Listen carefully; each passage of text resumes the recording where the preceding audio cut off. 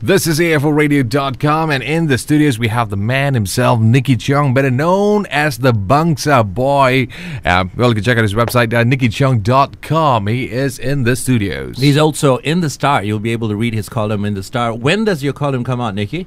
My column comes out fortnightly on Saturdays. Saturdays? It's called the Bangsa Boy. Bangsa Boy. And what do you write about? It's just basically my musings on city life. So Okay.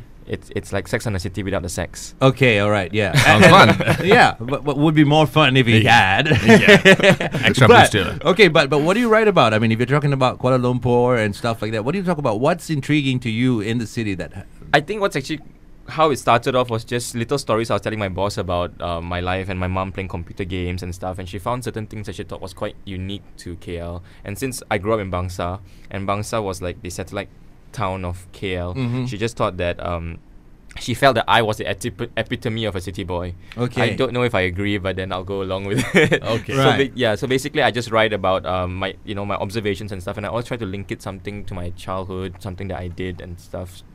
But you must be pretty interesting, because not everybody gets invited to write for the Star and write a column about stuff that's going on in the country and stuff like that. Your views would be viewed upon by people reading the paper, and also by people outside of the country who might go online and stuff like that and check you out. Yeah, I mean, I think because I've done it for about 5.5 years, Yeah. so it's gone on for a while, and I really appreciate it, because I know people do read it, and I get emails sometimes from people kind of saying like, we really enjoy your article and things. I've got hate mail as well. I like that. Okay, but you must have a hate mail, man. Yeah. That's the yin and, the yin and yang. the of yin and life. yang of life. Yeah. I get my fair share of that. Not too many lah. Okay, I think Malaysians are quite nice people, so generally. Okay. And also you have a website, or rather a blog page called NikiCheong.com. And what do you exactly blog in that? Is this the same thing as Bangsa Boy? No, it's not.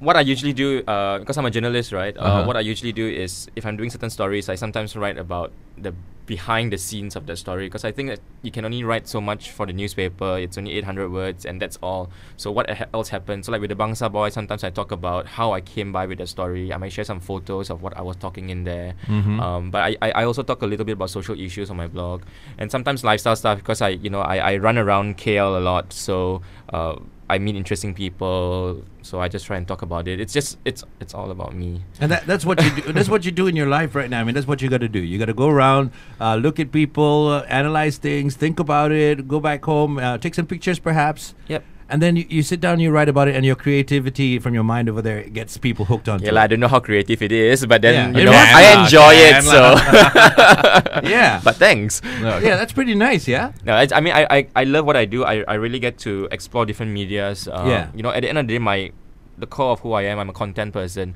So I really enjoy going online, offline, writing for print. Even sitting down here with you guys, right? It's such an enjoyable experience, because it's just about Thank you. That's nice. You can say that again. Again as and many again and times again. as that you like. again. Print media website. Right. Okay. Before we get into stuff like where he came from and where he's going to, we want to ask him about the Twestival that just recently happened, and we had Niki, who was the ringleader over there at the Twestival, an event which is organized by us. Basically, it's a group of volunteers. I'm not the ringleader lah. Okay. Okay. That's a group of us. So 5 of us. We've done this for 3 years. It's basically just 5 friends coming together. Actually, we weren't all friends before. We found each other online on Twitter. Okay. And then we said, let's take part in this global movement. And this is the 3rd year we're doing it. We're still raising funds. But on the 24th, we had an event at Finnegan's Mid Valley, which you guys were our partners. Thank you very much for your support. You're most welcome. And we raised $16,000 for Pertubuhan Masyarakat Prihatin, which is a home That's nice. for single mothers and children with HIV and AIDS. Excellent. It went. We thought it ran really well. We had a really good time. We had quite a few personalities who came and entertained us. Kwa Jenhan, Jit Murad, Liana Fizi sang for us. Will Kwa was our MC. We had Elaine Daly, Hanson Lee, and we had about 150 people. Our tickets were sold out within 25 hours. So Whoa, 25 hours. Yep. Good. And this is just talking about everybody coming over there, and like it said in Twestival itself, on the website itself, it says that you're going to come over here and help to raise money while still having fun. Yeah, and that's the whole idea. I mean, and I hope everybody had fun. They looked like they had fun. I had a great time. I was stressed as hell, but Yeah. Okay, so what are the events? I mean, is that only once a year that festival is organized in Kuala Lumpur? Yeah, we do that once a year. Because at the end of the day, it takes out a lot of resources. It takes about 3 months for us to do, and we all have our full-time jobs, so Yes. it takes a while. Yes. But I do my little things on the side here and there. So Yeah, but there are a lot more people in the country who do have full-time jobs who don't even try to take the initiative to do what you guys do. no, I think Right? we do what we can. So I think everybody will work within. and their I think you resources. should be applauded for trying to do what you can, and Thank you you did. very much. That's Thank pretty you very nice. much. Yeah. Okay, now tell us about Niki. Niki himself. Niki himself. Tell us about you. What makes you who you are? What makes you tick tick tick tick tick tick tick? And how did you get into this whole thing anyway? You mentioned about your mom and stuff, but Yeah. was it a plan? You had a plan of doing this way back in time? Yeah. Before that plan, also let's talk about like when he was born. Yeah. How many people were there in your family? I was actually born very nearby here. I was born in Asunta Hospital. Asunta Hospital. Excellent. All So now we right. got the details in. Okay, and Yeah, I mean, I grew up in Bangsa. I've always been interested in writing, so that's basically my entry point into everything that I'm doing today. As a kid, I would you would do your homework. I would. Well, you see, I didn't do my homework because I was actually adapting local versions of Enid Blyton book. So I would Are you write serious? Enid Blyton stories with local characters. At that age. Yeah, with funny Chinese names and Malay names and Indian names and Whoa. things. Okay, what were the main character names? Come on, I there's got to be an can't Ali. remember. No, I Was Ali, there Ali, an- Rama, Oh, and no. Achong. Abu? Are we really gonna go there?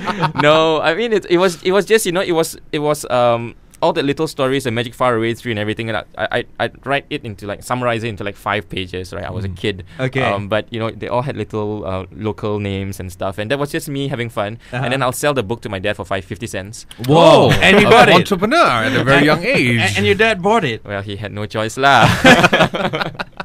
But that was my entry point, and then I went on and I knew I wanted to do journalism. So Yeah. and here I am.